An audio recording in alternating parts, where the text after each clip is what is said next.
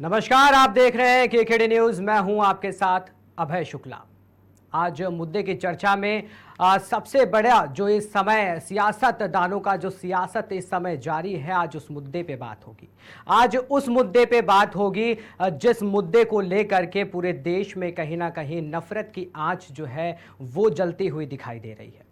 मुजफ्फरनगर प्रकरण की आज अभी ठंडी नहीं हो पाई थी कि एक और मामले ने सबको हैरत में डाल दिया, जिसके बाद सवाल उठने लगे कि आखिर किस ओर देश का भविष्य जा रहा है।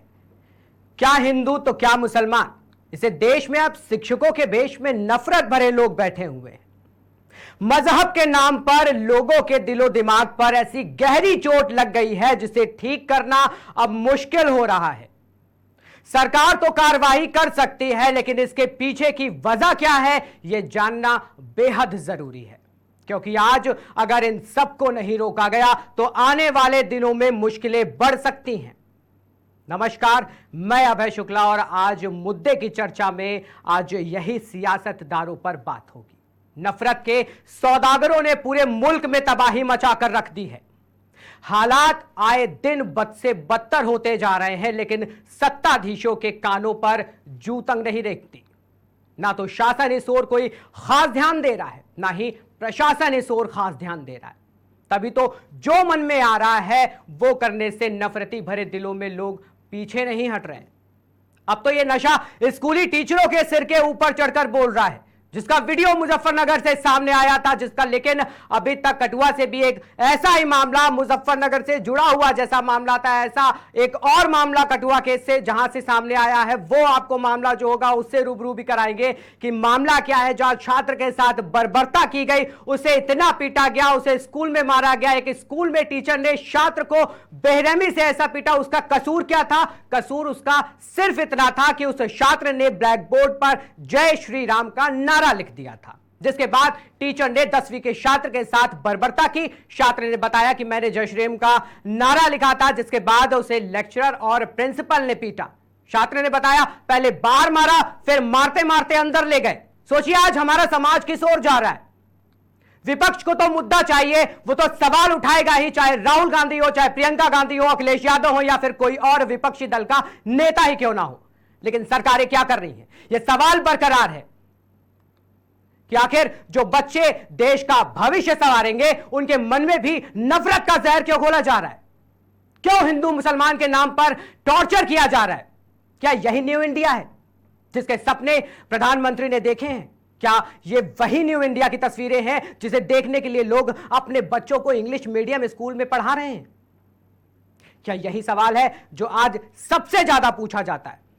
इस पर ज्यादा जानकारी के लिए हमारे साथ पैनल पे आज हमारे मेहमान जुड़े हुए हैं। समाजवादी पार्टी से हमारे साथ विवेक पांडे जी जुड़े हुए हैं, उनका हम बहुत दिलों से स्वागत करते हैं। साथ ही साथ बीजेपी से हमारे साथ कृष्णकांत अवस्थी जी जुड़े हुए हैं, उनका भी हम तहे दिल से स्वागत करते हैं।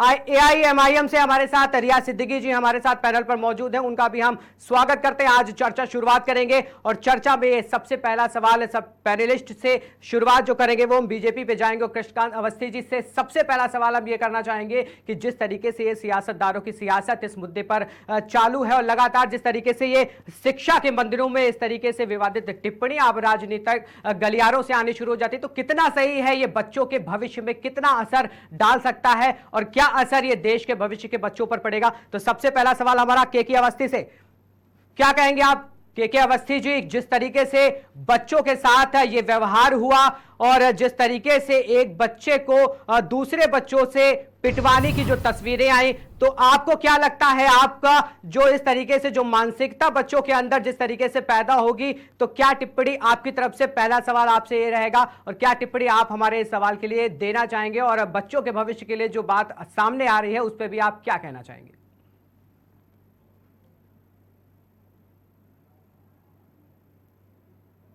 आवाज आ रही है मेरी? जी जी केके अवस्थी जी, आवाज आपकी आ रही है। सबसे पहला सवाल आपसे हमने ये किया है कि जो बच्चों के साथ जिस तरीके से कहा जा रहा है कि उनके भविष्य के साथ ये खिलवाड़ हो सकता है कि एक बच्चे को और उस दो बच्चे वहां पे मौजूद हैं उनके सामने जिस तरीके से उसको पिटवाया गया, तो कितना सही अपने आप में है? सबसे पहले आपसे प्रतिक्रिया जानना चाहेंगे। मैं इसके लिए आपको बहुत बहुत धन्यवाद देना चाहता हूँ केकेडी न्यूज को।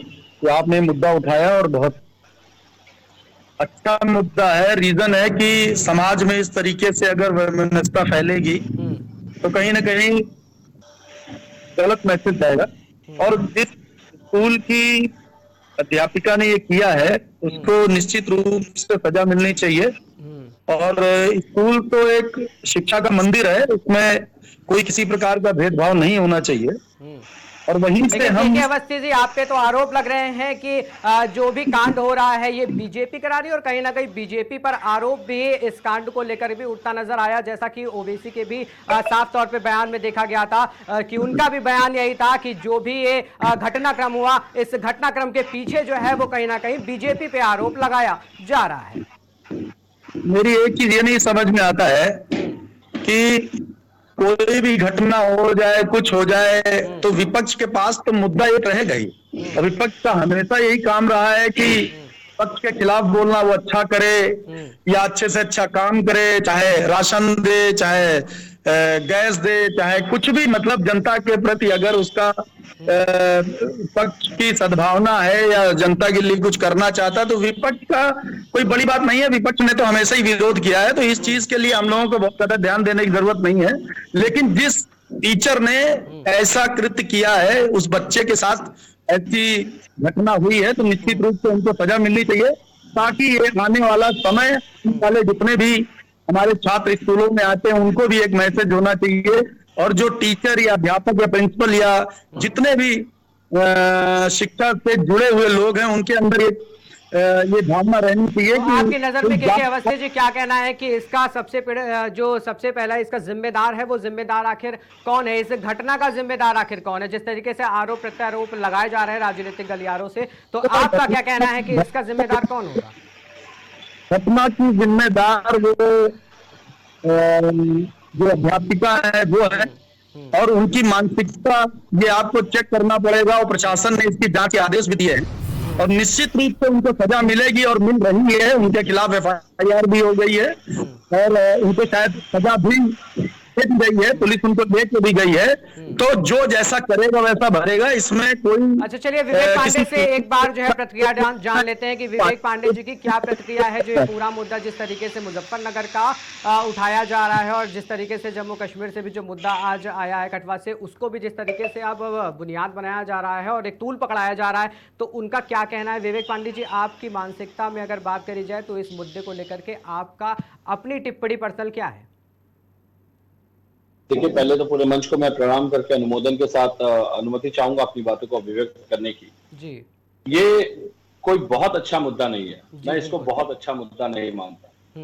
ये बहुत ही गंभीर भयावह स्थिति है हमारे समाज के लिए, जहां पर कि हमें ये तय करना होगा, हमें ये देखना होगा कि संस्थाओं के अंदर कैसे जातिगत विद्वेष भावना से ग्रसित लोग संस्थाओं का हिस्सा बन गए हैं। और अगर समय रहते इन संस्थाओं के हिस्सेदारों को नियंत्रित नहीं किया गया तो मुझे लगता है कि कहीं ना कहीं आपको भी ये समझना पड़ेगा कि ये संस्थाओं के अंदर दीमक बन जाएंगे, और दीमक बनकर के जो संस्थाएं जिस उद्देश्य के लिए बनाई गई हैं उन उद्देश्यों पे ही पलीता लगाने का काम करें। नहीं तो ये मानसिकता आखिर शिक्षा विभाग की बात अगर करी जाए और शिक्षिकाओं की बात करें या शिक्षकों की बात अगर करी जाए, तो उनके दिमाग में इस तरीके की मानसिकता आखिर कहां तक की पहुंचती है? ये मानसिकता की जड़ आखिर कहां पे है कि ये उनके मानसिक जो जिस तरीके से आधार रखा जा रहा है और हिंदू मुसलमान एक शिक्षा के मंदिर में ये हो रहा है, तो उनकी मानसिकता ये आखिर कारण क्या है इसके पीछे का, और कहां पे उनकी मानसिकता ये दिखावा कर रही है, पहुंच रही है?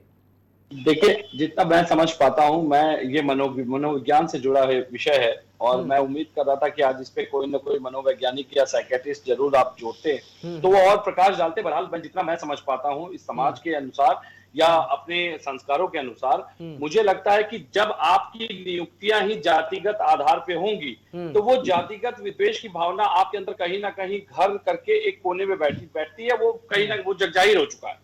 आप जब जातिगत आधार पे किसी को नियुक्ति देंगे, जातिगत आधार पे आरक्षण देंगे, जातिगत आधार पे प्रमोशन देंगे, जातिगत आधार पे चुनाव होगा, चयन होगा, तो इस तरह की स्थितियों का, द्वेषपूर्ण स्थितियों का सामना करना हमें भविष्य में आगे भी पड़ सकता है। तो मुझे लगता है समय के साथ बदलाव को स्वीकार करने की आवश्यकता है, और आज वो दौर आ चुका है जहां पे कि सरकारी संस्थाएं चाहे प्राइवेट संस्थाएं, लेकिन संस्थाओं के कॉलम से जाति का कॉलम हटाना बहुत आवश्यक हो चुका है। हम भारतीय नहीं हो रहे हैं, देखिए बात क्या होती है, राजनीतिक दल जब मंचों पे होते हैं तो भारतीय अखंड राष्ट्रवाद की बात होती है, लेकिन भारतीयों में भी, भारतीयों के अंदर भी सब कैटेगरी डिवाइड कर करके हमें बांट दिया गया अलग अलग हिस्सों में।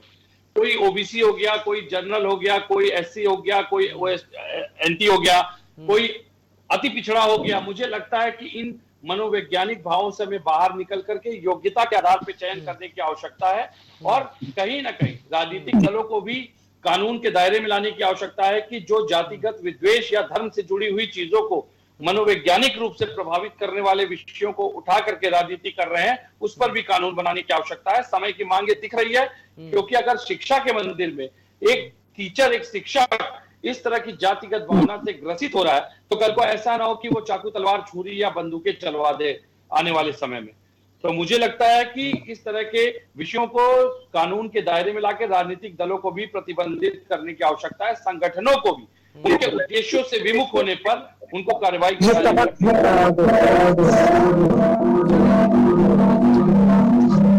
चलिए के अवस्थी जी से जान लेते हैं। जिस तरीके से विवेक पांडे जी कह रहे हैं कि एक तरीके से बीजेपी पे आरोप नहीं लगाया गया है, एक तरीके से जो चयन है वो चयन ही कहीं ना कहीं गलत है, और वो चयन करने में जो सूक्ष्मता चाहिए वो सूक्ष्मता में कहीं ना कहीं अटकलें आती है। तो के अवस्थी जी आपसे जानते हैं कि जो शिक्षा विभाग पे भी सवाल कहीं ना कहीं उठाया जा रहा है, और बीएसए ने जिस तरीके से कार्रवाई करी है और स्कूल को जिस तरीके से वो जो था उसको बंद कर दिया गया है फिलहाल के लिए, तो कहीं ना कहीं ये गलत नहीं है कि स्कूल को बंद कर दिया गया और शिक्षिका को फिलहाल के लिए जो उसने जो कमेंट किया, जो भी उसने बात कही, जिससे एक सामुदायिक जो सौहार्द था वो उत्पन्न कहीं ना कहीं होना शुरू हो गया, और राजनीतिक जो दल थे वो अपनी रोटियां सेकने में उसमें कहीं ना कहीं फिर से कामयाब होना शुरू हो गए, और वो एक टूल सा बनता चला गया। और फिर एक घटना ये कठुआ से सामने आ जाती है कि वहां पर जय श्री राम का ब्लैक बोर्ड पे नारा लिख दिया जाता है, तो वहां पे मुस्लिम टीचर होता है, वो आकर के बच्चे को मारता पीटता है, प्रिंसिपल के पास लेके जाता है और वहां पे उसकी पिटाई होती है, फिर वो ये बयान आता है। तो पूरे देश में कहीं ना कहीं इस तरीके से अगर घटनाएं सामने आने लगेगी तो देश में ये छोटी छोटी घटनाएं कितना बड़ा तूल पकड़ सकती है, अपने आप में एक बहुत बड़ा सवाल कहीं ना कहीं उठता हुआ नजर आता है। और वही बात कहीं ना कहीं कह रहे हैं विवेक पांडे जी की एक कठोर कानून जो होता है वो कठोर कानून ऐसे जो विवाद जो होते हैं, जो इस तरीके की घटनाएं होती हैं, उन पर बनाया जाना चाहिए। तो आपका क्या कहना है के अवस्थी जी कि क्या होना चाहिए इस तरीके से जो घटनाएं हो रही हैं, तो इस पे किस तरीके की प्रक्रिया होना चाहिए और किस तरीके की उस पे इस घटनाक्रम के बाद में कार्रवाई होनी चाहिए जो नहीं हुई? मैं सीधी बात ये कहना चाहता हूं कि इस तरीके के मुद्दे पॉलिटिक्स से बिल्कुल परे रहने के लिए और सोशल मीडिया पे आया है कैसे सकते हैं, विवाद तो शुरू हो जाते हैं। संजीव बालियान का भी विवाद आना शुरू हो गया था, उसके बाद ओवैसी का भी विवाद आना शुरू हो गया था, अखिलेश यादव ने भी ट्वीट किया, प्रियंका गांधी, तो फिर कैसे रह सकता है? भारत देश में जहां से भी कोई भी छोटी सी घटना होती है तो विपक्ष अपना एक बयान तैयार रखता है और पक्ष भी कहीं ना कहीं उसको घेरने के लिए बयान तैयार रखता है। तो खासकर बात है ऐसे मुद्दों पर राजनीतिक गलियारे में ऐसे विवादित टिप्पणी आ जाना देश के लिए बहुत ही ज्यादा घातक हो सकता है। मैं इसकी बात कर रहा हूं। तो ये बयान इस तरीके से जो आते हैं सौहार्द को लेकर के, देश की एकता पे जो सवाल कहीं ना कहीं खड़ा करते हैं, भाई शिक्षा का मंदिर है, अगर वहां पे इस तरीके की बात होगी तो देश पे बहुत ज्यादा प्रभाव पड़ेगा और कहीं ना कहीं बच्चों पे प्रभाव पड़ेगा। वो जो बच्चे वहां पे मासूम बैठे हुए हैं वो भविष्य में कुछ ना कुछ बनने वाले, कोई उसमें डॉक्टर बनने वाला है, कोई आर्मी का मैन बनने वाला है, कोई इंजीनियर बनने वाला है, तो उनपे जो मानसिकता जाएगी उस मानसिकता पे एक बहुत बड़ा सवाल कहीं ना कहीं खड़ा होगा। जिस तरीके से बच्चे के पिता ने भी कहा था कि बच्चे का जो है वो मानसिक तनाव बहुत ज्यादा हो गया, उसको नींद नहीं आई, उसको हॉस्पिटल के लिए और डॉक्टर के इलाज के लिए भेजा गया। अब वो किस लिए कह रहे थे वो एक अलग सी बात। तो ये एक जानना बहुत है कि इस पे एक सही कानून होना एक बड़ी बात है। तो ये जो तूल पकड़ता है इस पे क्या कहेंगे? जी हेलो, जी जी जी कहिए। तो ये कहना चाहता हूं कि जब से सोशल मीडिया आया है तब से इस तरीके के वीडियो लगभग मुझे लग रहा है ये घटनाएं आज से नहीं बहुत पहले से हो रही हैं, लेकिन जब से मोबाइल और सोशल मीडिया आया तब से हमको ये सब चीजें दिखने लगी हैं। तो अब जब दिखने लगी है तो विरोधियों का तो काम है इस चीज को, अभी मान लिया भाजपा विपक्ष में होती तो हो सकता है ये लोग कहते नहीं ये बात ठीक है, और भाजपा पक्ष में है ये कह रहे हैं कि नहीं ये बात ठीक है। तो मेरा कहने का मतलब है इसको राजनीति से हटाकर, क्योंकि रोटी तो सेकनी पड़ेगी भाई, विपक्ष के पास कुछ बचा तो है नहीं, तो कोई न कोई छोटा मोटा मुद्दा मिलकर इसको खून पकड़ाना है। और जो जिस महिला ने ये कृत्य किया है उसको सजा मिल गई है, उसका स्कूल बंद हो गया है।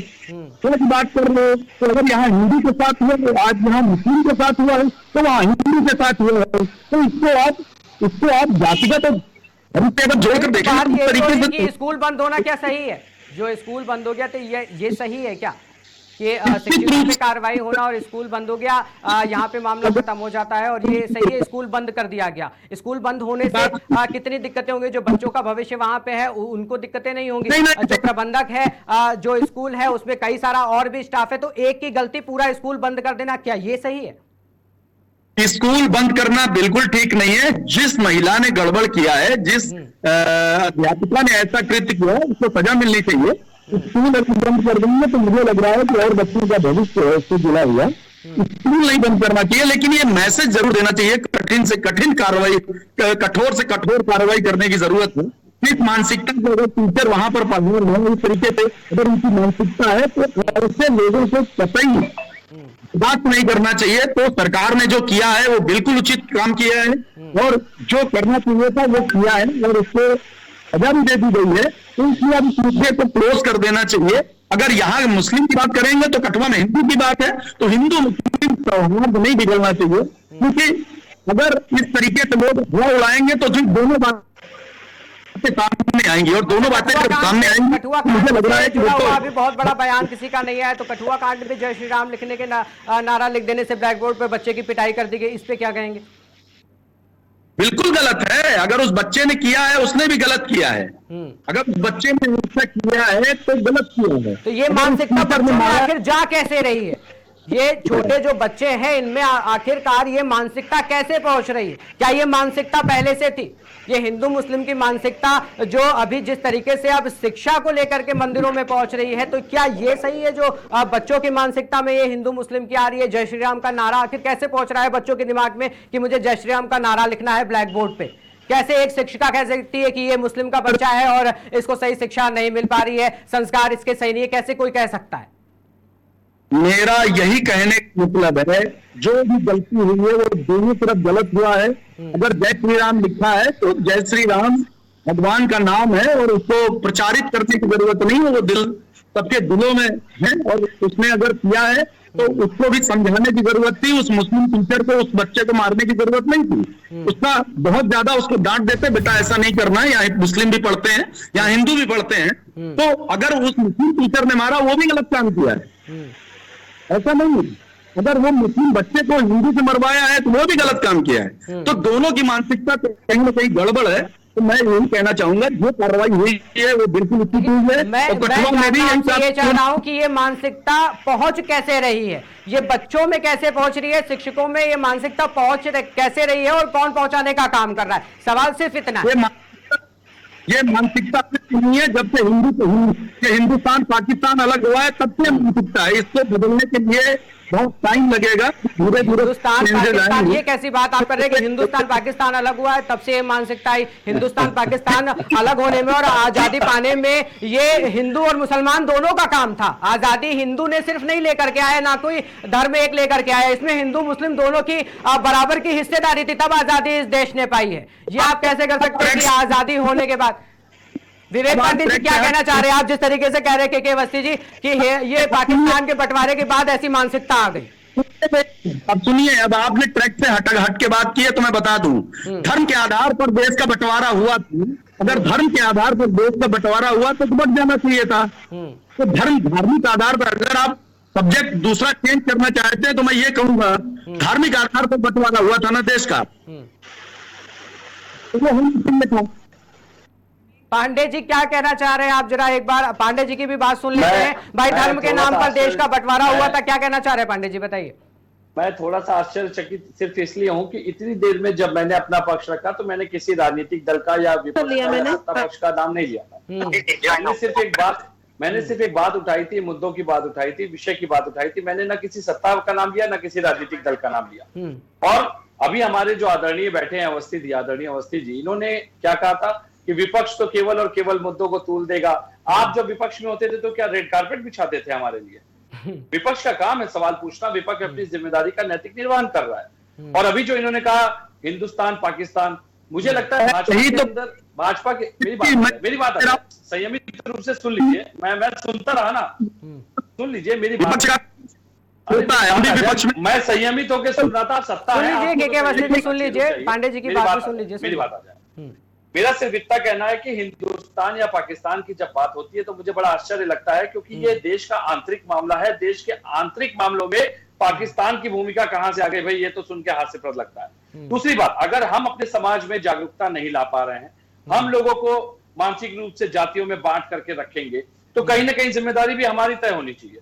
इसमें पाकिस्तान को मैं दोष दे करके अपना पल्ला झाड़ने का काम नहीं कर सकता। अगर मेरे संस्थाओं में, मेरे राज्य में, मेरे समाज में कोई व्यवस्था दूषित है, तो उस दूषित व्यवस्था को ठीक करने का जिम्मेदार मैं हूं, न कि पाकिस्तान। पाकिस्तान के हिंदुओं की चिंता करते हैं, पसमानदाओं को टिकट देते हैं और ठीकरा मुसलमानों पे फोड़ते हैं। मैं समझ में नहीं आता कि भाजपा के पास धर्म के अलावा क्या कोई मुद्दे या राजनीति करने का विषय नहीं है। आप चाहे हिंदुस्तान, इस देश में जितना हिंदुओं का खून बहा, उतना ही मुझे लगता है बराबर योगदान मुसलमानों का भी है, देश को आजादी दिलाने में, देश को खड़ा करने में, देश को तरक्की की राह पे ले जाने में। आज चंद्रयान की भी अगर बात करें, 3 की जो लॉन्चिंग हुई है हमारे चंद्रमा पे, तो उसमें भी कई मुस्लिम वैज्ञानिक है, कई हिंदू वैज्ञानिक है, अलग अलग धर्मों के लोग हैं। लेकिन मुझे नहीं पता, समझ में नहीं आता कि भाजपा के जब सम्मानित प्रवक्ता बैठते हैं अलग अलग चैनलों पे, तो क्यों उनकी लीक जो है वो एक पाकिस्तान या मुसलमान पे ही जाके टिक जाती है। तो मुझे लगता है इस सारे रवैये से हमें बाहर आना पड़ेगा, पहली बात। दूसरी बात, अगर हमारे संस्थाओं में जाति के आधार पे इस तरीके के नियुक्तियों के कारण इस तरीके के विभेद पैदा हो रहे हैं, तो गंभीर विषय है कि जातियों पे आधारित इस व्यवस्था को समाप्त करने की आवश्यकता है। मैं दोबारा इस बात को रिपीट कर रहा हूं, और जातियों पे इस दुर्व्यवस्था को समाप्त करते हुए जो शैक्षणिक संस्थाएं हैं, विशेषकर जहां से परिपक्वता और जहां से ज्ञानार्जन किया जाता है, वहां पे जाति का कॉलम हटाना बहुत आवश्यक है। मुझे लगता है कि जब हम अंतरराष्ट्रीय पटल की बात करते हैं, अमेरिका, यूएस के सिटीजन्स को अमेरिकन कहा जाता है, फ्रांस के लोगों को फ्रांस का नागरिक कहा जाता है। हमारे यहाँ भारत के नागरिक में हिंदू अलग हो जाता है, ब्राह्मण अलग हो जाता है, ठाकुर अलग हो जाता है, मुस्लिम अलग हो जाता है, सिख अलग हो जाता है, पारसी अलग हो जाता है। ये राजनीतिक दल, जो छोटे छोटे संगठनों ने इस परिपाटी को बढ़ाने का काम किया। अब समय आ गया है कि हम अखंड राष्ट्रवाद की अगर बात करना चाहते हैं, तो इन छोटे छोटे घटक जो डिवाइडेशन करते हैं, इनको समाप्त करने की आवश्यकता है, इनको प्रतिबंधित करने की आवश्यकता है। हम भी गर्व से अपने आप को सिर्फ और सिर्फ एक भारतीय और एक इंडियन की नजर से रिप्रेजेंट करें। ये समय आ चुका है। अगर इसको समय के साथ रहते स्वीकार नहीं किया गया, तो मैं यकीन दिलाता हूं कि भारत के अंदर ही न जाने कितने भारत ये राजनीतिक दल खड़े कर देंगे जो कि धर्म पे आधारित राजनीति कर। ठीक है, हमारे साथ रिया सिद्दीकी जी AIMIM से जुड़ी हुई हैं, एक बार उनके पास जाएंगे और उनसे प्रतिक्रिया जानेंगे। रिया सिद्दीकी जी, जिस तरीके से ये घटना मुजफ्फरनगर में सामने आई और कठुआ से जिस तरीके से तस्वीरें सामने आई कि कहीं पे जय श्री राम का नारा लिख करके डाला गया और कहीं पे जो है मुस्लिम बच्चा था तो उसको जो है टीचर ने मारा, तो ये तूल कहीं ना कहीं हिंदू मुस्लिम को लेकर के पड़ता चला गया। फिर उसके बाद ओवैसी जी का भी जो है बयान आता है, वो भी कहीं ना कहीं कहते हैं कि बीजेपी जो है वो नफरत की राजनीति कहीं ना कहीं फैलाती हुई नजर आ रही है। आपका क्या कहना है रिया सिद्दीकी?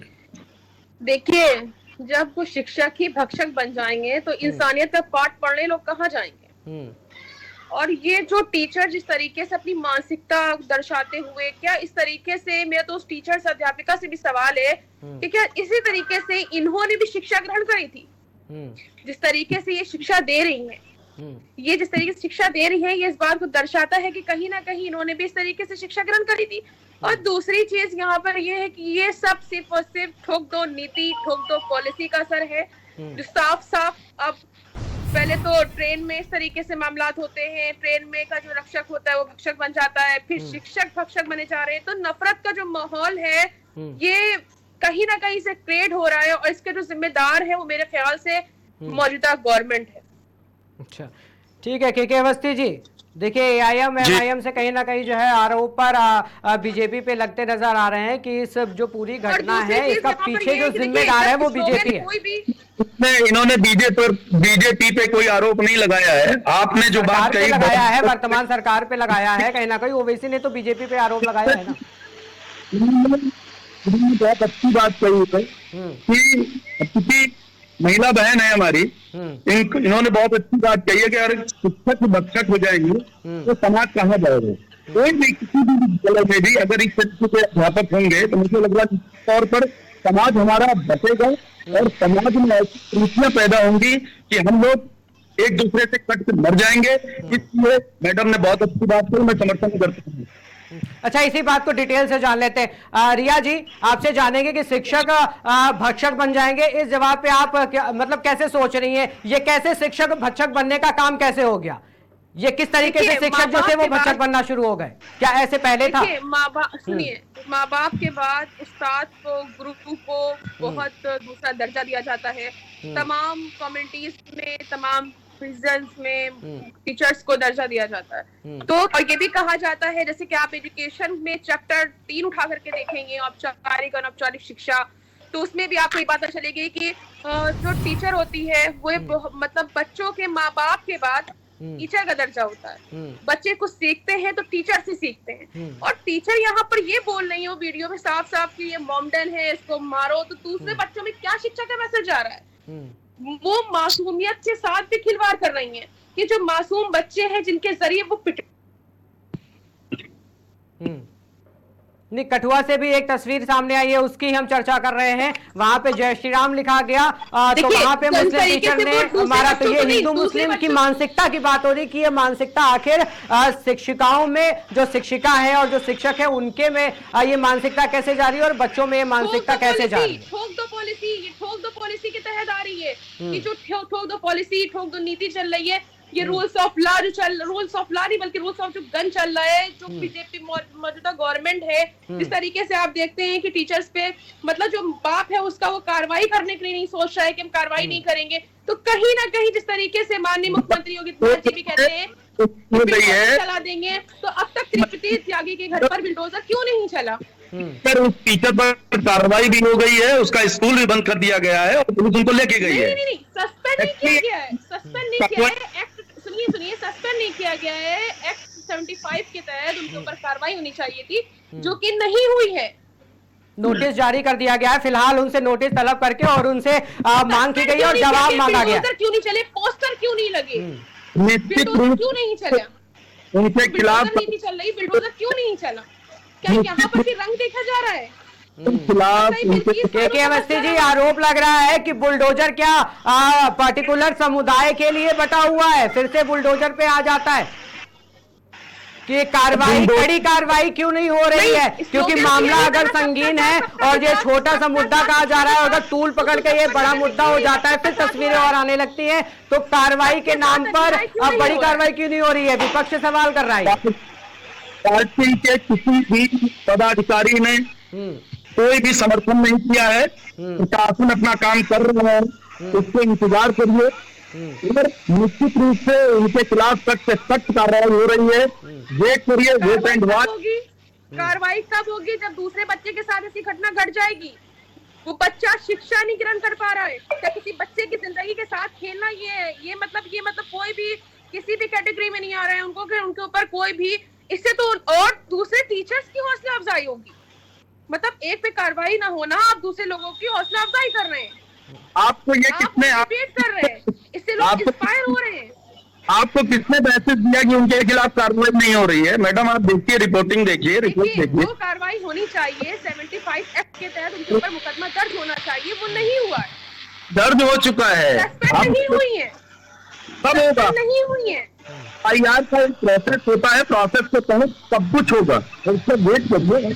FIR होने के बाद सारे तुरंत FIR होते ही नहीं हो जाते हैं। मैडम जी, अवस्थी जी, शायद आपका या एक बात आप मुझे कमेंट से बताइए, अभी अगर वो बच्चा आपका होता तब आप क्या करते? तब तो मैं उस टीचर को चीर फाड़ करके रख देते, उस टीचर को चीर फाड़ करके रख देते। आप करते, पता नहीं करते, आप उसके खिलाफ मुकदमे के लिए, कार्रवाई के लिए एक्ट 75 के तहत आप कहते कि नहीं, इसके ऊपर कार्रवाई होनी चाहिए। अगर वो बच्चा आपका होता, क्या वो बच्चा देश का भविष्य नहीं है? अपनी मेरी बात सुनिए। उत्तर प्रदेश की तो कानून व्यवस्था तुरंत फौरन एक्शन लेती है। के अवस्थी जी, योगी सरकार का बुलडोजर जो है वो फौरन एक्शन में आता है, सवाल यहाँ पे उठ रहा है कि योगी सरकार का जो फौरन और तुरंत कार्रवाई करने वाला जो बुलडोजर है वो इतना समय क्यों ले रहा है। अगर सहारनपुर घटना पे जाओ और भी घटनाओं पे अगर जाते हैं, बांदा की घटना पे जाते हैं तो तुरंत कार्रवाई करके बुलडोजर सड़क पे उतर जाता है, लेकिन यहाँ पे जो है वो तुरंत कार्रवाई के नाम पे इंतजार क्यों कराया जा रहा है और नोटिस तलब करके जवाब मांगा जा रहा है। तो ये सब करने में इतना समय क्यों दिया जा रहा है और एक ये पॉलिटिकल बड़ा मुद्दा क्यों बनाया जा रहा है। इंतजार आखिर किस बात का हो रहा है। ये बात कहता है कि राजनेताओं को सस्पेंड करना चाहिए, उसके ऊपर तुरंत कार्रवाई हो जाती है, वो फौरन सस्पेंड कर दिया जाता है। आखिर तृप्ति त्यागी क्यों नहीं सस्पेंड करी गई है। बोला कि अगर आपका बच्चा होता तो क्या करते। मैं ये कह रहा हूँ बच्चा हो तो किसी का हो, तो जिस व्यक्ति ने ये वीडियो सुना है, वीडियो देखा है, हर कुछ राहत है। इसके लिए आप निश्चित करिए कि कोई भी आपकी वॉइस क्लियर नहीं है। उसको तकलीफ तकलीफ के साथ साथ अवस्थी जी मैसेज गलत जा रहा है। ये धर्मांतर का जो मैसेज चल रहा है ना, उससे नफरत का बीज बोया जा रहा है। गलत गया है तो देश का भविष्य होते हैं और देश के भविष्य के साथ खिलवाड़ करा जा रहा है। सरकार उसको संज्ञान में ले चुकी है। अपराध है बिल्कुल वैसे जी आरोप लग रहा है ना, लगा रही है जिस तरीके से MIM आरोप लगा रही है, जैसे आरोप लगा रही। विवेक पांडे जी से ले लेते हैं। विवेक पांडे जी बैठ करके आप मुस्कुरा रहे हैं, आप भी जवाब दे दीजिए। जिस तरीके से बात चल रही है कि ये सवाल उठ रहा है, बीजेपी पे आरोप लग रहा है कि बीजेपी जिस तरीके से राजनीति करती है और क्या मुद्दों का इंतजार किया जाता है, मुद्दों को बनाने का इंतजार किया जाता है, तुरंत कार्रवाई आखिर किस पर होती है। क्या ये कानून सबके लिए है या कुछ लोगों के लिए कानून बनाए जाते हैं। तो ये बात कहीं ना कहीं बीजेपी पर आरोप भी उठते हैं, तो आप क्या कहना है इस पर। नहीं देखिए, मेरे हंसने का कारण ये था कि जब आदरणीय अवस्थी जी ने कहा कि इन प्रोसेस है, मुझे लगता है कि जब किसी ऐसे अधिकारी को सस्पेंड करना होता है जिसको कि शासन प्रशासन पसंद नहीं करता, तो उसकी नोटिस मुझे लगता है जिस तरीके से घंटों में निकाल करके उसको जबरिया रिटायर कर दिया जाता है, तब अवस्थी जी ये बात भूल जाते हैं कि इन प्रोसेस भी कोई चीज होती है। जब किसी को बिना समय दिए बुलडोजर से उसका घर गिरा दिया जाता है, तो अवस्थी जी भूल जाते हैं कि शासन प्रशासन में भी एक इन प्रोसेस जैसा कोई शब्द होता है। लेकिन सबसे बड़ी बात क्या है, योगी सरकार जो है वो इतना अधिकारियों से डरती है, इतना अधिकारियों से डरती है कि अधिकारियों पे कार्रवाई करने के नाम पे केवल खाना पूर्ति का काम होता है। 82 या 72, मुझे करेक्ट कीजिएगा, IGRS के प्रकरण में इन्होंने अधिकारियों को नोटिस जारी करने का टाइम आता है, या तो वो मानसिक संतुलन खो बैठते हैं अपना, वो मानसिक संतुलन खो बैठते हैं अपना, उनका मानसिक संतुलन नहीं सही होता है। मैं अपनी बात पूरी कर लूं। तो जब IGRS के प्रकरण में 72 या 82 इन्होंने अधिकारियों को नोटिस जारी की, इसके पहले ट्रांसफर पोस्टिंग में बड़े कई IPSओं का नाम आया जो कि एक IPS ने उजागर किया। क्या हुआ IPS के साथ, उस IPS को ही जांच के दायरे में ला करके बिठा दिया गया, उनका मनोबल गिरा दिया गया। दूसरी बात है कि हाथरस कांड में जब CBI ने संस्तुति की 3 IPS और 2 IAS पे कार्रवाई करने की, क्या योगी सरकार ने कार्रवाई की? नहीं, सबको प्रमोशन दे दिया गया।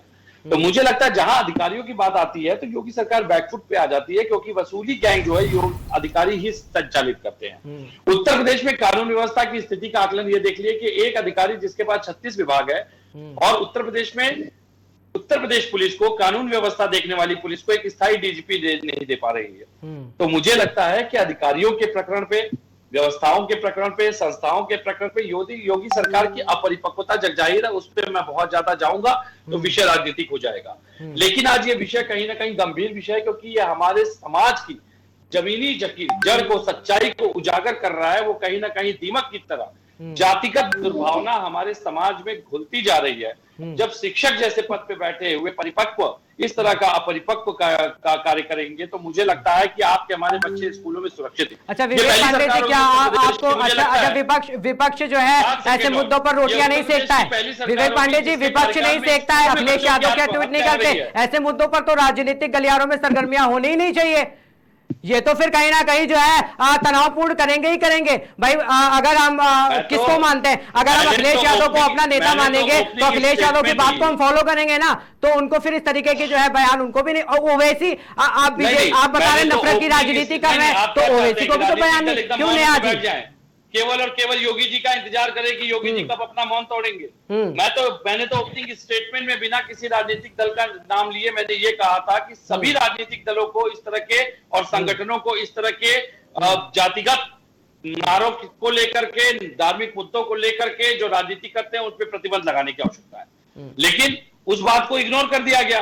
तो भाई भाजपा की सुशासन की सरकार है, जो सुशासन ये परोस रहे हैं। वैसे एक सबसे बड़ा सवाल तो विपक्ष के लिए भी ये बनता है कि जैसे इस तरीके की कोई भी घटनाएं शुरू हो जाती है, चाहे हिंदू मुस्लिम, अगर नाम भी उसमें आ जाता है तो विपक्ष सीधा बीजेपी पे घेरे में ले आता है और बीजेपी पे आरोप लगा देता है कि ये बीजेपी ने करवाया। तो ये सारा काम बीजेपी क्या पहले से एक मिनट जी, अभी आप ही के डिबेट पे पाकिस्तान का नाम किसने लिया था? हाँ बिल्कुल, वो मैंने वहां पे सवाल भी उठाया था कि आप कैसी बात कर रहे हैं, हमने उनपे भी सवाल उठाया था। हमने उनपे भी ये चीज उठाई थी कि आप आजादी पे हिंदू मुस्लिम दोनों का बराबर का अधिकार है। वो सत्य दिखाना चाहता हूँ जिस सत्य पे आपने सवाल उठाया कि पाकिस्तान का नाम हमने नहीं लिया था। हम तो मुद्दों को बात कर रहे थे। अरे भारत देश में हिंदू मुस्लिम सिख ईसाई सबका बराबरी का हिस्सा है। एकता की मिसाल भारत ही पेश करता है। हम भी उस चीज पे ही कहते हैं कि भारत अखंडता का सबसे बड़ा प्रतीक है अगर विश्व में, तो वो इसीलिए कि यहाँ पे पूरी एकता है। ये बात भाजपा को समझाइए कि भारत की आजादी में जितना, लेकिन बात यह है कि विपक्ष भी तो राजनीतिक रोटियां सेकने लगता है, इससे मानसिकता प्रभाव डालती है। पांडे जी, मानसिकता प्रभाव डालती है कि नहीं? अगर विपक्ष भी इस तरीके से, अरे चलिए ठीक है सरकार अगर गलत है, आपकी बात हमने मान लिया, सरकार गलत है और सरकार सही कानून नहीं बना रही, इस वजह से इस तरीके से घटनाएं आ रही, लेकिन विपक्ष भी इस तरीके से बयान अगर देने लगेगा तो वो भी तो राजनीतिक सरगर्मियों में इस तरीके से बयान लाएंगे तो लोगों की मानसिकता तो और ज्यादा तनावपूर्ण हो जाएगी। मानसिकता तो खराब होगी ना। शिक्षा को लेकर के अगर बात ये होगी तो मानसिकता तो खराब हो रही है ना, बच्चों की मानसिकता तो खराब हो रही है। तो विपक्ष क्या करे? विपक्ष और स्कूलों में कहे कि और स्कूलों में भी हिंदू मुस्लिम करने का बीजेपी तो नहीं कहा, किसी सरकार ने तो नहीं कहा ना वहां पे कि ये जो घटना घटी है वो किया, तो ओवैसी का बयान सरकार ने नहीं कहा, तभी तो विपक्ष कह रहा है सर। अच्छा रियासत कहने की आवश्यकता क्या थी? जिस टीचर को ये अभी तक सस्पेंड नहीं कर पाए हैं, आपको लगता है वो सरकार किसी भी तरीके से इसके हक में है कि ये सामाजिक न्याय की बात हो यहाँ पे? उस बच्चे की मानसिक स्थिति पे क्या प्रभाव पड़ा होगा? बच्चे की मानसिक स्थिति की ही मैं बात कर रहा हूँ, और मैं बच्चे की नहीं, मैं पूरे देश की मानसिक स्थिति की बात कर रहा हूँ कि इस तरीके से और इस तरीके से जो मानसिकता बच्चों में अभी से भरी जा रही है, इससे भविष्य खराब हो सकता है। इससे कहीं ना कहीं जो आने वाली पीढ़ियां है वो भी खराब होंगी।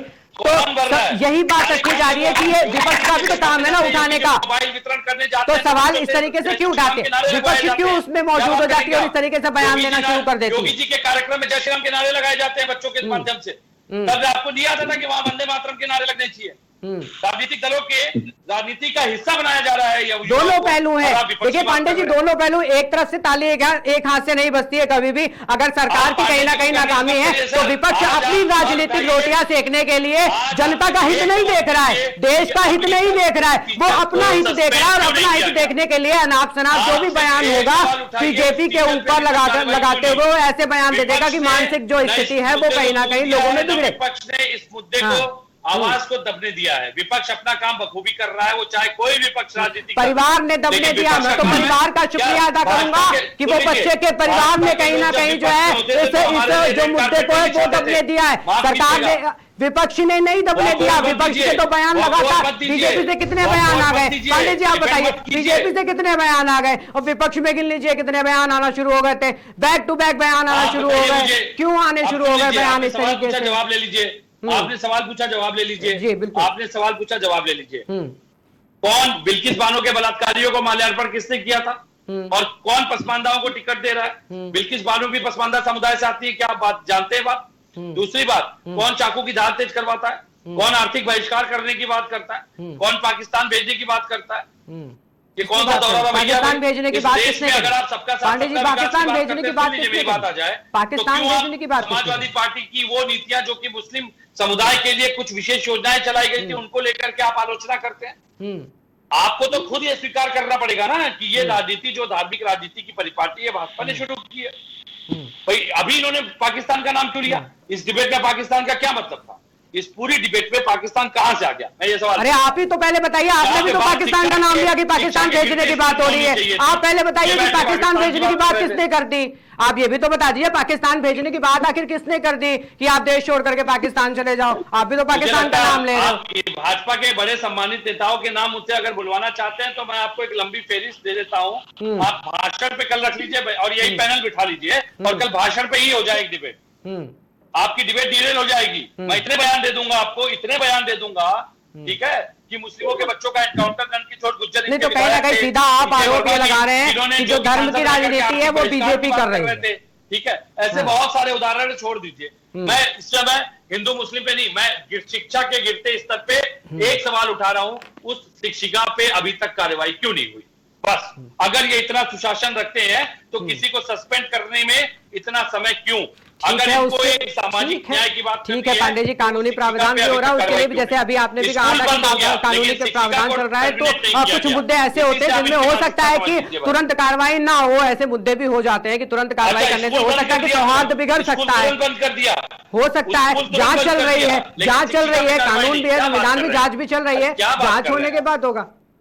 ठीक है, कोई बात नहीं, उसकी अलग बात है, लेकिन मैं मानसिकता की बात कर रहा हूं कि ये दोनों पार्टी हो, राजनीतिक पार्टियों की मैं बात कर रहा हूं कि कोई भी पार्टी हो, लेकिन इस तरीके से मानसिकता फैलाना सही नहीं है। चाहे विपक्ष पार्टी हो, चाहे सरकार की जो पार्टी इस समय चल रही है, जो मौजूदा सरकार की पार्टी हो, चाहे वो पार्टी हो, कोई भी पार्टी इस तरीके से जो आपसी सौहार्द है, जिस तरीके से जो भाईचारा बना हुआ है देश में, उसको नहीं बांटना चाहिए। कहीं ना कहीं अपनी राजनीतिक गलियारों की जो रोटियां सेकनी होती है उनको सेकने के लिए, और एजेंडा कौन बनता है, एजेंडा कौन बना? वो मासूम बच्चे जिनको पता भी नहीं है, जो अपने बारे में सही से अभी जानकारी भी नहीं जानते, हिंदू मुसलमान भी नहीं जानते, उनको बीच में लेकर के आ जाते हैं, उनको सब्जेक्ट बना देते हैं। अरे क्यों जानना है हिंदू कौन है, मुसलमान कौन है? तो जानने के लिए प्रेरित तो कर रहे हैं ना, जानने के लिए प्रेरित कौन कर रहा है? कौन कर रहा है? अच्छा वो जय श्री राम का नारा जो ब्लैक बोर्ड पे लिखा जा करके, वो भी कहीं ना कहीं जो है राजनीतिक पार्टियों का तो हुआ ना। जय श्री राम का नारा बच्चे को कैसे पता कि मैं जय श्री राम का नारा लिखूंगा जा करके? तो वो उसने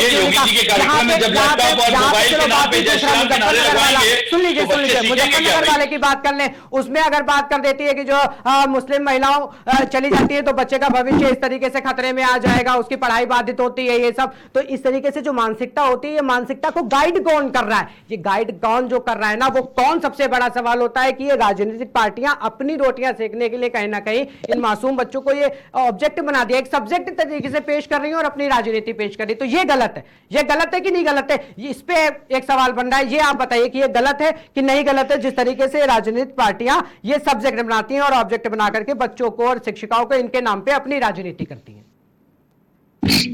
नहीं, ये सवाल आप मुझसे पूछ रहे हैं कि ये मैं आपसे पांडे जी आप ही से पूछ रहा हूं ये सवाल की राजनीतिक पार्टियां। मैंने तो अपनी ओपनिंग स्टेटमेंट में ही कहा था कि कानून बनवाइए कि राजनीतिक दल किसी भी तरह के धार्मिक विषयों को उठा करके राजनीति करने से प्रतिबंधित किए जाए। मैंने तो ओपनिंग स्टेटमेंट में कहा था, फिर वो चाहे मेरी पार्टी नहीं होती, चाहे तब तो विपक्ष के पास मुद्दा ही नहीं रह जाएगा, मैडम जो बैठी है उनकी पार्टी होती। तो मुद्दे कैसे बनेंगे? राजनीति कैसे हो सकता है? फिर राजनीति कैसे होगी अगर ऐसे मुद्दे नहीं? अरे राजनीति विकास के मुद्दों पे करिए, बेरोजगारी के मुद्दों पे करिए, शिक्षा के मुद्दों पे करिए, चिकित्सा के मुद्दों पे करिए। क्यों विपक्ष खड़ा करता है सवाल कि बीजेपी जो है वो धर्म की राजनीति करती है? मुद्दों पे करिए, आप फिर उन मुद्दों से आप क्यों भटक जाते हैं और देश की जो हित के लिए जो बेरोजगारी और जो महंगाई, जिन मुद्दों को आप बार बार बीच बीच में याद दिलाते हैं, उनको आप कंटिन्यू क्यों नहीं रखते? इन मुद्दों को लाने की कोशिश क्यों करते हैं? नहीं, किसने ये कंटिन्यू नहीं किया? आप मेरे साथ कितनी डिबेट कर चुके हैं? मेरे डिबेट में मैं डिबेट के सब्जेक्ट से कब डिटेल करता हूं डिबेट को, आप इसका जवाब दे दीजिए। चलिए ठीक है, ठीक मैं अपने 5 साल का ग्राफ दिखा दूंगा। मेरे तो मुझे लगता है हर डिबेट में लगभग मैं धार्मिक मुद्दों पे तो मैं बैठता ही नहीं, बोलता ही नहीं। धार्मिक मुद्दे में तो हम बात ही नहीं करना चाहते। धार्मिक मुद्दे को पैदा कौन करता है? धार्मिक मुद्दे कौन पकड़ के लाता है? कौन इसको मुद्दा बनाता है? भाजपा के पास अगर धार्मिक मुद्दों की बैसाखी ना हो तो भाजपा की राजनीति खत्म हो जाएगी। ठीक है अवस्थी के अवस्थी जी, भाजपा के पास अगर ये मुद्दे ना हो, हिंदू मुस्लिम की राजनीति अगर भाजपा के पास ना हो तो भाजपा सिमट जाएगी, क्या कहना आपका? पांडे जी को मैं बहुत क्लियर कट बता दूं, भारत माता, वंदे मातरम और जय श्री राम, ये तीनों हम बोलेंगे और सब बोलेंगे। अरे बोलिए, बिल्कुल बोलिए, हम भी बोलते हैं, लेकिन स्कूलों में थोड़ी बुलवाएंगे, कॉलेज में थोड़ी बुलवाएंगे। नहीं बोला हूं, सुन लीजिए। बुलवाएंगे क्या? ये सुन लीजिए, अब सुनिए आपको तकलीफ है तो आप अल्लाह अकबर ने मना किया है। आपको जैसे गुलाम को बहुत तकलीफ है तो आप अल्लाह अकबर बोलिए ना, तो आपको क्या तकलीफ है भाई? हम जैसी तो आप समर्थन करते हैं ना, जो हुआ उसका समर्थन कर रहे हैं, बात साबित हो गई, डिबेट फाइनल हो गई ना। ये तो समर्थन कर रहे हैं भाई, ये तो समर्थन कर रहे हैं इस विषय का। भाई के बात की टेंशन है, आरोप लग रहा है, आप बात की टेंशन किस बात की है? जिस तरह कानून व्यवस्था की बात कर रहे हो आप, आपका जंगल राज सबने देखा है, जंगल राज समाजवादी। ये जंगल राज आरोप लगाने से साबित नहीं होता। एनसीआरबी के आंकड़ों पे रख लीजिए डिबेट, बता देता हूं किसका जंगल राज कहां है। आपने तो कबीला बना दिया उत्तर प्रदेश को, इस देश को कबीला बना दिया। मणिपुर ज्वलंत उदाहरण है, क्या बात करेंगे आप? पांडे जी पूरा सुन लीजिए पूरा, के अवस्थी जी को भी सुन लीजिए एक बार, फिर उसके बाद सुन लीजिए। ये पांडे जी मैं क्या कह रहा हूँ, सुनिए, आपका शासन था और जिन मुसलमानों की बात करते हो आप, आज योगी जी की सरकार में एक भी दंगा नहीं हुआ है, उसमें न तो हिंदू मरा है न मुसलमान। आंकड़े ले लीजिए आप मुझसे, एनसीआरबी के आंकड़े ले लीजिए भाई, 32,000 से ज्यादा दंगे रिपोर्ट किए हैं। और बताइए, तो आपने मुसलमानों को केवल वोट बैंक समझा है, इसके अलावा आपने कुछ नहीं समझा है। और आपको दूसरी बात और बता दें, जितनी हत्याएं आपके समय में होती थी ना, अगर आंकड़े निकाल के रख दूंगा ना तो होश उड़ जाएंगे। रख लीजिए, चैलेंज करता हूं मैं आपको, एनसीआरबी के आंकड़े पे कल डिबेट हो जाए, एनसीआरबी के आंकड़े पे डिबेट हो जाए, चैलेंज करता हूं मैं आपको, मैं देता हूं आपको। एनसीआरबी के आंकड़े पे डिबेट करने की चुनौती आप स्वीकार करेंगे? चलिए मैं चुनौती दे रहा हूं आपको, आइए कर लीजिए, आंकड़ों पे डिबेट कर लीजिए। चलिए, आपको अच्छी तरीके से मुझे बताने की जरूरत ही नहीं है। समाज डिबेट बताइए, मैं चाहता हूं जनता भी जाने, एनसीआरबी के आंकड़ों पे डिबेट होनी चाहिए। ठीक है, आप जानते हो पूरी बात तो सुन लीजिए, के अवस्थी जी की पूरी बात सुन लीजिए। जनता ने जवाब दिया है, इसीलिए आप आज किनारे हो। एनसीआरबी के आंकड़ों पे डिबेट कब होगी, मैं तो ये चैनल से पूछ रहा हूं, आप रखिए डिबेट। नहीं, बिल्कुल हम जल्द कराएंगे, हम डिबेट आप लोगों के लिए कराते हैं, हम बिल्कुल जल्द आंकड़ों पे भी डिबेट आपकी कराएंगे, और जो के अवस्थी जी ने आंकड़ों की बात की उस पर भी डिबेट कराएंगे। लेकिन आज जो मुद्दा है उसकी बात कर लेते हैं। अवस्थी जी, जो मुद्दा है उस पर ही आते हैं। बीजेपी पे आरोप लग रहा है कि बीजेपी जो है दोहरी राजनीति करती है, और कहीं ना कहीं जो है वो एक पैर से राजनीति कर रही है, और वर्ग समुदाय को लेकर के कहीं ना कहीं लेकर के जो है बीजेपी वो राजनीति करती है। ये आरोप बीजेपी कहीं ना कहीं लगते हुए नजर आते हैं। उन्होंने हजारों मुसलमानों को भी मारा है, हजारों मुसलमानों की जमीनों पे कब्जा किया है। आपको मुसलमानों को बड़ा दर्द लग रहा है? वो जो मरे हैं तभी गोधरा की बीबीसी की तभी गोधरा फाइल्स को बैन करवा दिया था ना आपने, उन्होंने बीबीसी की गोधरा फाइल्स को बैन करवा दिया था भाजपा ने। मैं समझता हूं कि ये हिंदू मुस्लिम आखिर होता ही क्यों है? अगर देश की बात होती है, अगर देश के विकास की बात होती है, तो उसमें हिंदू मुस्लिम कहां से आ जाता है? जी माननीय योगी जी पसमानदा को क्यों पसंद कर रहे हैं? मुसलमानों को डिबेट में पाकिस्तान का नाम लिया, मैं तभी जानता था ये डिबेट को हिंदू मुस्लिम की तरफ ले जाएंगे, और ये लेकर आ गए, आपके मुद्दे से डिरेल हो गए। भाई हिंदू मुस्लिम का सबसे पहले मेरा सवाल जो था उस पे आप लोग भी वही जवाब दे रहे हो कि हिंदू मुस्लिम की बात आखिर क्यों होती है? शिक्षा की बात हो रही है, अगर बच्चों की बात हो रही है, तो वहां पे हिंदू मुस्लिम क्यों आ जाता है? ये मानसिकता की बात हो रही है कि ये मानसिकता सबसे पहले हटनी चाहिए कि कोई हिंदू नहीं है, कोई मुस्लिम नहीं है, सब भारतीय हैं, और सब इस देश में रहने वाले हर एक नागरिक है। हिंदू सिखा रहे हैं भाई, हिंदू मुस्लिम बुद्धू से भटकाना है तो सिर्फ हिंदू मुस्लिम। आप बताओ ना, की शिक्षा की, बेरोजगारी की शिक्षा की बात ही नहीं होती है। भाई हिंदू मुस्लिम आखिर क्यों हो रहा है? कौन पहुंचा रहा है? कौन मानसिकता लेकर के आ रहा है हिंदू मुस्लिम की? टीचर महिला हो, कोई भी व्यक्ति हो, उसको छोड़ा नहीं जाएगा। माननीय योगी जी सरकार में अपराधी चलेगा, चलेगा, मैडम मुस्लिम चलेगा। ये तो 1930 जर्मनी में जिस तरीके से बच्चों को ब्लैक बोर्ड पे लिखवाया जाता था हाथ से, ये वही इतिहास दोहराया जा रहा है। जांच के बाद सब कुछ होगा, जो भी कृत्य होगा उसके जांच के बाद बुलडोजर भी चलेगा, उसको सस्पेंड भी किया जाएगा, सारे काम होंगे। सिर्फ जुमलेबाजी, सिर्फ जुमलेबाजी सर, सिर्फ जुमलेबाजी, सिर्फ जुमलेबाजी। जिस तरीके से बड़ी बड़ी होर्डिंग्स लगी थी ना, बहुत हुआ नारियों पर अत्याचार, अब की बार फरारी सरकार। क्या हुआ नारियों के साथ? बिल्किस बानो भी एक नारी थी, बिल्किस बानो भी एक महिला थी, बिल्किस बानो भी इसी देश की बेटी थी। संस्कारी बता दिए गए, स्वागत करा गया उन परिंदों का। फांसी तो बहुत दूर की बात है। किसानों पर ईंटें चलाए थे, थाने चला दी जाती है। मणिपुर में बेटियां घुमाई जा रही होती, सड़कों पे निपत्र घुमाई जा रही होती है। परेशान न होगी। अच्छा के अवस्थी जी आएंगे, अभी आपके पास आते हैं। एक बार रिया जी से एक सवाल ले लेते हैं। रिया जी, जिस तरीके से ओवैसी जी ने अभी बयान दिया था, क्या वो धर्म की राजनीति नहीं करते हैं? वो भी तो ओबीसी, SC ST और मुस्लिम समुदाय पे सिर्फ रह जाते हैं। वो सबकी बात आखिर क्यों नहीं करते हैं? उन्होंने भी मुजफ्फरनगर को लेकर के, इसे कांड को लेकर के अभी बयान दिया था। उसमें मैंने तो उनका बयान सुना तो उसमें मुझे कहीं नजर नहीं आया वो सबकी बात कर रहे थे। वो ओबीसी, दलित और मुस्लिम समुदाय, ये 3 सब्जेक्ट को लेकर के आखिर क्यों चल रहे थे? रिया जी जी मैं पूछ रहा हूँ रिया सिद्दीकी जी से, आपसे ये सवाल है कि ओवैसी जी का बयान आता है मुजफ्फरनगर को लेकर के जो कांड होता है, तो उसमें उनके पूरे बयान में कहीं भी जो बात करी जाए कि समुदाय को लेकर के, तो मुस्लिम समुदाय, ओबीसी और SC ST, इसके अलावा उन्होंने दलित, इसके अलावा उन्होंने जनरल और किसी भी चीज की बात नहीं करी। सबको लेकर के उन्होंने भी बात नहीं करी। तो वो धर्म की राजनीति नहीं है?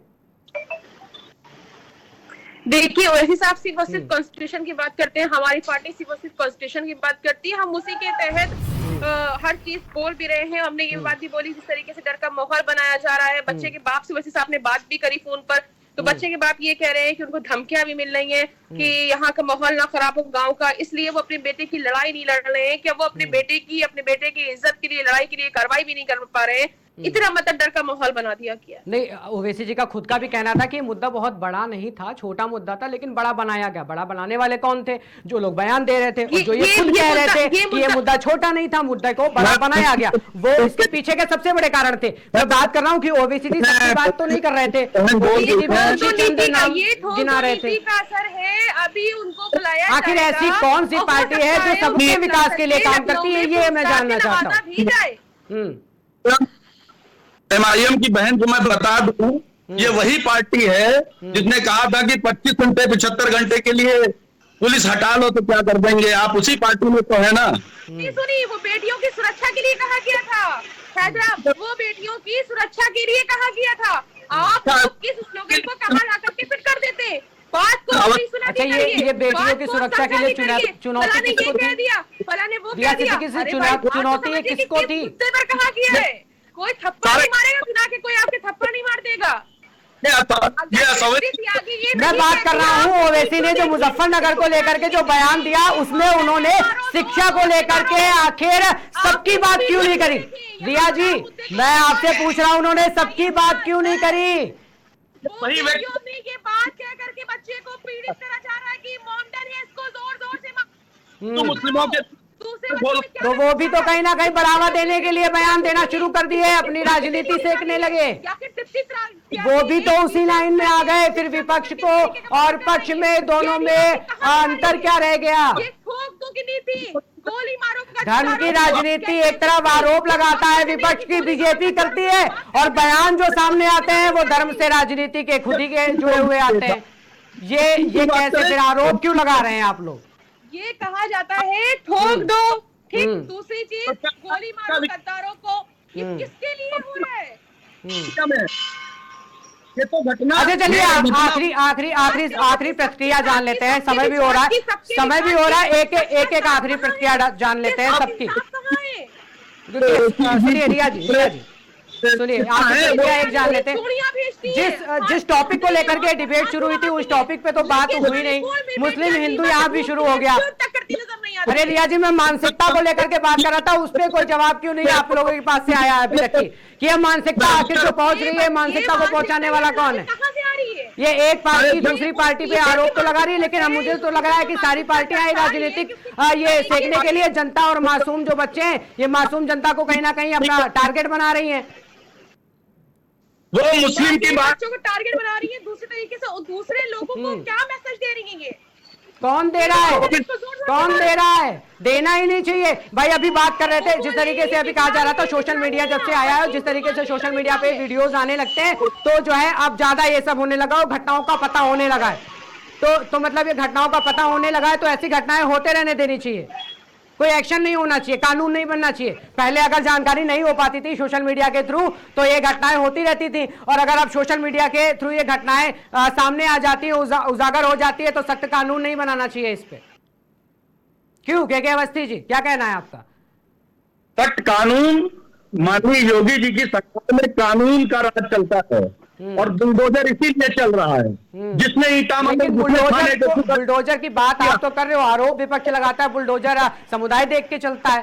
और इस महिला में अगर कहाँ आर्टिकल 75 के तहत कार्रवाई हुई? क्या मिलेगी, इंतजार करिए। हर चीज का समय होता है, उसकी जांच हो रही है और निश्चित रूप से पढ़ाई के लिए उसका जो डर का माहौल बना, उसकी जिम्मेदारी कौन लेगा? बच्चे का साल बर्बाद नहीं होगा, बच्चे की शिक्षा पर असर नहीं पड़ेगा, उसके लिए इंतजार करें।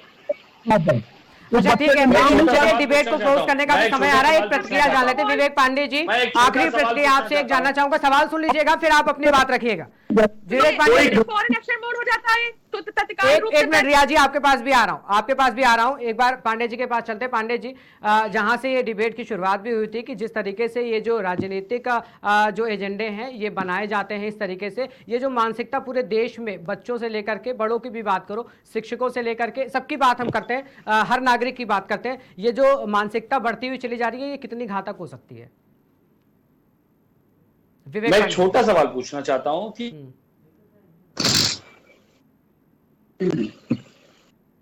जी कहिए।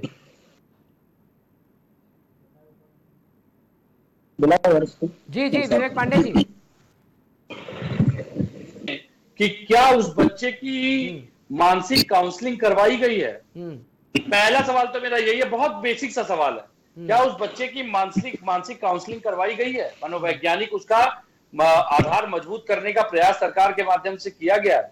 ये सरकार के दिमाग से ये घटना, मेरी बात आ जाए सवाल सुनिए। दिमाग पे उस बच्चे की मनस्थिति पे इस घटना का नकारात्मक परिणाम न बने, इस दिशा में क्या सरकार ने कोई कदम उठाए हैं? बस इसका जवाब दे दीजिएगा आप, जितना वेदना सामने आ जाएगी। तकलीफ हुई है उससे ज्यादा मुझे लग रहा है आपको हुई है, क्योंकि आपको तो मुद्दा ही चाहिए, तो आप उस नहीं आप तो विपक्ष में रहते थे तो रेड कारपेट और फूल का हार लेके खड़े रहते थे हमारे लिए ना, कि आप अगर आलोचना हम करें तो आपको आपका इतिहास भी याद ना दिलाएं। आप तो विपक्ष में रह करके रेड कारपेट लेके खड़े रहते थे कि अखिलेश जी कब आए तो उनके पैरों के नीचे गुलाब के फूल सजाने हैं ताकि उनके जूते गंदे ना हो जाए। क्या बात करते हैं आप बैठ करके? विपक्ष अपना काम कर रहा है, विपक्ष सवाल उठाए तो बुरा, विपक्ष सवाल ना पूछे तो बुरा। थाली भी इतना तेज नहीं पलटते हैं जितना आप लोग पलटते हैं भाजपा वालों। एक डॉक्टर की टीम लेके चले जाइए, थोड़ा आप भी मेहनत कर लीजिए, खाली भाषण सरकार, आपकी व्यवस्था, आपकी शासन, आपका प्रशासन, आपका चिकित्सा सुविधाएं, आपकी सब तो आपने क्या है ना। 2014 के बाद भारत को आजादी दिलाई है भाई, चले जाइए तो आप ही करेंगे ना। 2014 के बाद भारत को आजादी दिलाई है ना आप लोगों ने, आप ही के भाजपा ही बोलते हैं ना, क्या आने वाले हो तो आप ही की है। अपनी मानसिक अपनाइए, समय विपक्ष आ जाए, नहीं काम करते समय विपक्ष आ जाए। सवाल जो पांडे जी ने किया था उसका जवाब दीजिए, जो सवाल किया था उसकी मानसिक स्थिति को जानने की अच्छा कोशिश करिए। जरा वो वीडियो आपने देखी होगी, वो वीडियो में जिस तरीके से वो टीचर कहती है कि जोर से चाटा उसको लगाया जाए और वो बच्चा आकर के जोर से चाटा लगाता है, उसका जरा आपने चेहरा पढ़ने की कोशिश करी कि उस बच्चे की मानसिक कैसी स्थिति बन रही होगी वहां पे, कि उसको सबके सामने बैठ करके चाटे लगवाए जा रहे हैं बच्चों से। वो तो दिखाई दे रहा है भाई। तो कहीं ना कहीं बहुत गलत, एक बहुत ज्यादा संदेश गलत आता है, ये बच्चों के भविष्य के लिए गलत संदेश आता है। और वहां पे जितने बच्चे बैठे थे वो नहीं, जहां तक ये वीडियो देखा गया हर जगह पे संदेश गलत ही जाता है। सर सुनिए, उसके लिए सरकार पूरा चिंता कर रही है, उसके खिलाफ कर रही है, कर क्या रही है? वही तो पूछो, चिंता कैसे करती है सरकार? मनोवैज्ञानिक काउंसलिंग होती है उसकी, उस माहौल से हटा कर दूसरे स्कूल में एडमिशन दिलवाया जाता। सरकार सिर्फ जुमलेबाजी कर रही है, आपकी जब सरकार की पब्लिक की सिर्फ जुमलेबाजी कर रही है। उस बच्चे का चेहरा देखिए वीडियो में, किस तरीके से बच्चा रो रहा है। मैं बच्चे का चेहरा ही नहीं भूल पा रही हूँ। काश कि वो आपका बच्चा होता या किसी मंत्री का बच्चा होता ना, तो टीचर के घर पे तुरंत एक्शन मोड में बिल्डोजर खड़ा हो चुका होता। के अवस्थी जी, अभी शुरुआती डिबेट के दौरान आपने कहा था कि ये वाकया एकदम बिल्कुल हल्की दफा में उसका मुकदमा पंजीकृत करा गया, बिल्कुल हल्की दफा में, दफा 75 में उसका मुकदमा ही नहीं लिखा गया। चलिए समय किसी हो को रहा है। जब किसी मंत्री का बच्चा होता ना, फांसी जब किसी को चढ़ाई जाती है उससे भी आखिरी बार पूछ लिया जाता है आपकी अंतिम इच्छा क्या है। ये क्या तर्क है? ये क्या तर्क है? ये क्या तर्क है? ये कौन सा तर्क था भाई? तुरंत फटाफट पोस्टर, फटाफट बिल्डोजर, फटाफट फास्ट मुकदमा चलाया जाता। के लिए इंतजार करिए। यहाँ पर बच्चा, यहाँ पर बच्चे को यहाँ पर रंग दिया जा रहा है, यहाँ पर दूसरा रंग दिया जा रहा है, यहाँ पर मसाला ढूंढा जा रहा है, यहाँ पर तमाम तरीके की ऐसी बातें करी जा रही है जिससे बच्चे का भविष्य के बारे में नहीं सोचा जा रहा है, लोगों के पास है, भटकाया जा रहा है। विवेक पांडे आप लोग में रह के मसाला ढूंढिए और मसाला ही ढूंढते ढूंढते खत्म हो जाएंगे, आपकी पार्टियां खत्म हो जाएंगी। आपका काम है जुमलेबाजी, आपकी पार्टियों का काम है सिर्फ और सिर्फ जुमलेबाजी करना, सिर्फ जुमलेबाजी, जुमलेबाजी के अलावा कुछ है नहीं ना। जुमलेबाजी, पेपर पर कोई फर्क नहीं, जमीन पर कोई फर्क नहीं, सिर्फ और सिर्फ मुद्दों से भटकाना। अवस्थी जी, आपकी सरकार जिम्मेदारी लेना सीखिए भाई। आप लोग कब तक विपक्ष के नाम पे अपना समय काटेंगे? और देखिए लखनऊ बुला करके उनको जरूर पुरस्कार से नवाजा जाएगा तृप्ति त्यागी को। ठीक है, रुकिए, अब डिबेट का समय भी हो रहा है, तो एक एक आखिरी सवाल के मैंने जो कहा था, आप लोग तर्क वितर्क में पड़ जाते हैं, हिंदू मुस्लिम में फिर कहीं ना कहीं आ जाती है डिबेट पूरी। मैं मानसिकता की बात कर रहा था कि जिस तरीके से मानसिकता ये फैलाई जा रही है, ये बहुत ज़्यादा कहीं ना कहीं गलत है और देश हित के लिए गलत है और देश के भविष्य के लिए गलत है। तो उसके लिए मैं आखिरी सवाल आपसे लूँगा और एक एक करके जवाब दे दीजिएगा, फिर इस डिबेट को समाप्त करेंगे। पांडे जी, मैं आखिरी सवाल कर रहा हूं और बहुत ही शालीनता से आपका सवाल के बाद जवाब भी सुनूंगा। मैं जानना ये चाह रहा हूं कि जिस तरीके से चाहे विपक्ष की बात करी जाए चाहे पक्ष की बात करी जाए, मैं दोनों को लेकर के चल रहा हूं। ये दोनों पार्टियों की अगर बात करें, विपक्ष पट, मैं सभी पार्टियों की बात कर रहा हूं कि जो ये मानसिकता जिस तरीके से बढ़ रही है और लोगों में बढ़ती चली जा रही है, बच्चों तक पहुंच रही है, भविष्य तक की पहुंच रही है, बच्चों के भविष्य तक की पहुंच रही है, तो ये मानसिकता लोगों में फैलाना क्या ये जायज़ है? पॉलिटिकल एजेंडे को अपने बढ़ाने के लिए, मतलब अपनी रोटियां सेकने के लिए इस तरीके से इन बयानों को बार बार हाईलाइट में लेकर के आना और उसको मुद्दा बना देना एक तरीके से, ये कितना सही है देश के भविष्य के लिए? पांडे जी देखिए, एक बात मैं आपको स्पष्ट कर देना चाहता हूं कि अगर हम अलग अलग राजनीतिक दल हैं तो हम अलग अलग मस्तिष्क के स्वामी हैं। बिल्कुल, हमारी सबकी सोच में अंतर हो सकता है, बिल्कुल बिल्कुल, लेकिन इसका मतलब ये नहीं कि आपको सर्टिफिकेट मिल जाएगा कि आप हमें सही या गलत का पैरामीटर डिसाइड करके हमें देशभक्त और देशद्रोही का सर्टिफिकेट बांटेंगे। मैं कहता हूं कि बड़ी जिम्मेदारी से, ये सभी की जिम्मेदारी है कि हमारे समाज में इस तरह के दीमक न लगने पाए। ये किसी एक व्यक्ति या किसी एक संस्था की आवश्यक जिम्मेदारी नहीं है, ये सभी राजनीतिक दलों की, समाज के हर एक नागरिक की जिम्मेदारी है। लेकिन आपको ये बात समझनी पड़ेगी कि जब आपके समाज की नींव, जब समाज की, देश की राजनीति और देश की दिशा धार्मिक आधार पर तय करने की स्थिति बनेगी, तो आप देख लीजिए धार्मिक आधार पर जो देश अपने आप को स्थापित करने का प्रयास करते हैं, आज उनकी हालत क्या है। मुझे लगता है कि हमारे देश में विकास की बात होनी चाहिए, मुद्दों की बात होनी चाहिए, मॉडर्नाइजेशन की बात होनी चाहिए, रोजगार की बात होनी चाहिए, शिक्षा के क्षेत्र में अच्छे कदम क्या हो सकते हैं उसकी बात होनी चाहिए, डेवलपमेंट की बात होनी चाहिए, प्रोग्रेसिव पॉलिटिक्स होनी चाहिए। ठीक है, ठीक है, आगे कमेंट ले लेते हैं। जिस तरीके की अपाहिज बैसाखी धार्मिक पकड़ के भाजपा चल रही है, मुझे लगता है देश को गर्त में ले जाने के सिवा कुछ नहीं करेगी। ठीक है, आखिरी कमेंट ले लेते हैं के अवस्थी जी से भी। के अवस्थी जी, जिस तरीके से बार बार बीजेपी पे आरोप लगते हैं, फिलहाल इस तरीके से आरोपों को साबित नहीं किया जा सकता है, आरोप विपक्ष लगाने का काम है, विपक्ष लगाएगा, लेकिन जो ये मानसिकता जिस तरीके से फैल रही है, ये कितनी अपने आप में सही है और ये देश के भविष्य के लिए कितनी घातक हो सकती है? तो क्या ऐसी मानसिकता किसी भी पार्टी को फैलानी चाहिए? किसी भी पार्टी को अपने एजेंडे को फिक्स करने के लिए इस तरीके से बयान देने चाहिए? ये कितने सही और कितने गलत है? आखिरी कमेंट आपका चाहेंगे। मैं साथ साथ ये बताना चाहता हूँ कि अगर माननीय मोदी जी, माननीय योगी जी अगर धार्मिक आधार पर कोई काम कर रहे होते तो जितनी भी योजनाएं धार्मिक आधार पर नहीं आएंगी। वो चाहे उज्ज्वला योजना हो, चाहे घर हो, चाहे सुकन्या हो, या आपका 5 लाख का बीमा हो, कभी क्या किसी ने ये बोला कि ये मुस्लिम है, हिंदू है? और दूसरी बात, अभी पांडे जी बता रहे हैं कि धार्मिक आधार पर तो समाजवादी ने किया है, धार्मिक आधार पर तो और पार्टियों ने किया। अगर धार्मिक आधार पर हो की बात पांडे जी मैं तो ये कह रहा हूं, धार्मिक आधार पर होता तो आज समाजवादी पार्टी और बसपा को छोड़कर भारतीय जनता पार्टी में मुस्लिम महिलाएं, मुस्लिम भाई हमारे आ रहे हैं। इसलिए आ रहे हैं, अगर धर्म की राजनीति हो रही होती तो आधे से ज्यादा इनकी पार्टी समाप्त हो गई। सारा मुसलमान भारतीय जनता पार्टी की ओर आ गया है, पसमानदा समाज से लगा के पता नहीं कितने समाज भारतीय जनता पार्टी से जुड़ते चले जा रहे हैं। तो माननीय मोदी जी ने कभी धार्मिक आधार पर कोई काम नहीं किया है। माननीय योगी जी ने कभी नहीं कहा है कि कोई हिंदू कोई मुस्लिम, उन्होंने कहा इस देश में रहने वाले, इस प्रदेश में रहने वाले हर व्यक्ति के लिए कानून एक है और हर व्यक्ति अपने धर्म का पालन करे, इसके लिए कोई मनाही नहीं है।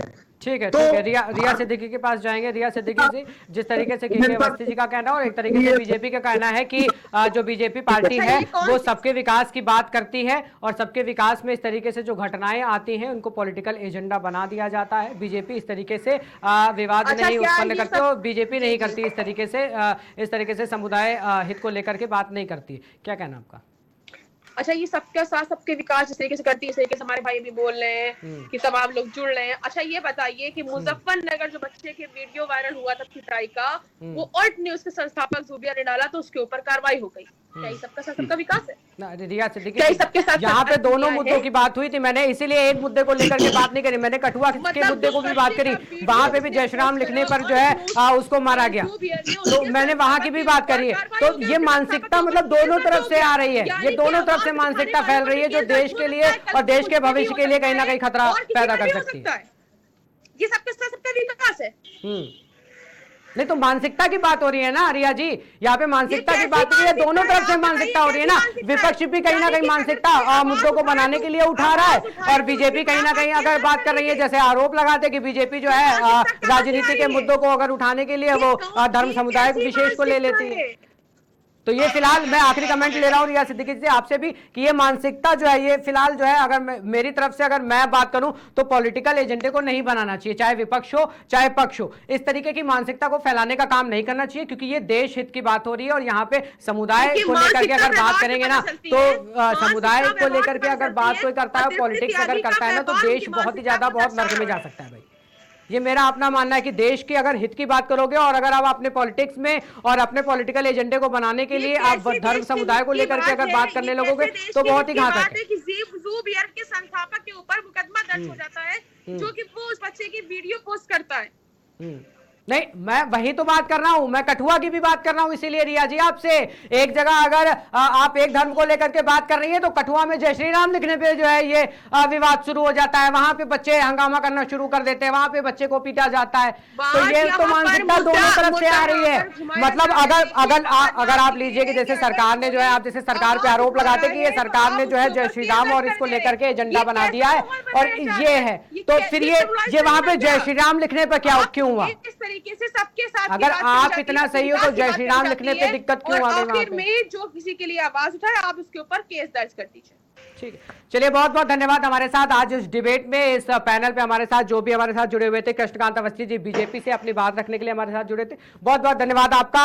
AIMIM से हमारे साथ रिया सिद्दीकी जी जुड़ी हुई थी, बहुत बहुत धन्यवाद आपका भी। और समाजवादी पार्टी से हमारे साथ विवेक पांडे जी जुड़े हुए थे अपनी बात रखने के लिए, बहुत बहुत धन्यवाद आपका। तो जिस तरीके से जो बात हो रही थी कठुआ को लेकर के और मुजफ्फरनगर को लेकर के जो वीडियो सामने आए, अगर वीडियो की बात करी जाए और अगर इसको मुद्दे की बात करी जाए, जो मुद्दा एक तरीके से बनाया गया, मुद्दा इतना बड़ा था नहीं, लेकिन हाँ कहना है सबका कि मुद्दा ये बनाया गया। अगर बात उसकी करी जाए तो ये फिलहाल सबसे बड़ा सवाल जो कहीं ना कहीं उठता है, अगर पॉलिटिकल एजेंडों की बात करी जाए तो इस तरीके से मुद्दों को बनाना और इस तरीके से बच्चों के द्वारा पिटवाना और वहां पे मानसिकता इस तरीके से सोच आ जाना, शिक्षक में इस तरीके की सोच आ जाना, ये अपने आप में कहीं ना कहीं बहुत बड़ा घातक हो सकता है, देश के भविष्य के साथ घातक हो सकता है। क्योंकि सबसे बड़ी बात यह है कि देश का भविष्य वो मासूम बच्चे ही कहे जाते हैं और अगर शिक्षा के मंदिर में इस तरीके से वारदातें घटने लगेंगी और इस तरीके की जो घटनाक्रम है वो शिक्षा के मंदिर में अगर आने लगेंगी और मजहब की बात